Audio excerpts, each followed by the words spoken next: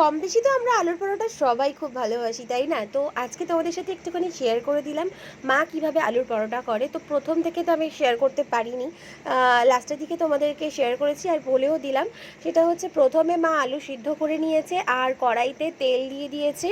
দেওয়ার পরে একটুখানি রসুন গ্রেট করে দিয়ে, পেঁয়াজ কুচি দিয়ে, কাঁচা লঙ্কা কুচি দিয়ে একটু হালকা করে নাড়াচাড়া করে নিয়েছে। তারপরে আলু সিদ্ধর মধ্যে ধনে গুঁড়ো, জিরে গুঁড়ো, নুন পরিমাণ মতো সব কিছু দিয়ে, আর ওই ভেজে নেওয়া পেঁয়াজ হালকা করে নিয়েছিল, যেটা পেঁয়াজ রসুন যেগুলো ভেজে নিয়েছিল, কাঁচা লঙ্কা, ওগুলোকে দিয়ে ভালো করে আলু সিদ্ধটাকে মেখে নিয়েছে।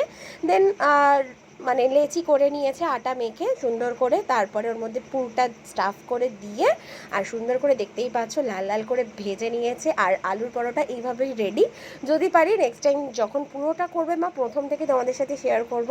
তো যাই হোক, রেসিপিটা আমি তোমাদেরকে হালকা করে শেয়ার করে দিলাম। আর হ্যাঁ, অবশ্যই ধনেপাতা কুচি দিয়েছে, যদি অ্যাভেলেবেল থাকে ধনেপাতা কুচি দিতে পারো, না থাকলে দেবে না, কোনো ব্যাপার না।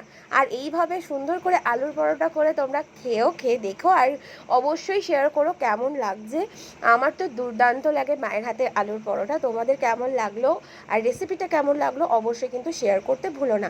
আজকের মতো এতটাই, দেখা হবে নেক্সট ভিডিওর সাথে খুব তাড়াতাড়ি। আর তোমরা যে করবে ট্রাই অবশ্যই কিন্তু কমেন্ট করে জানিও। টাটা।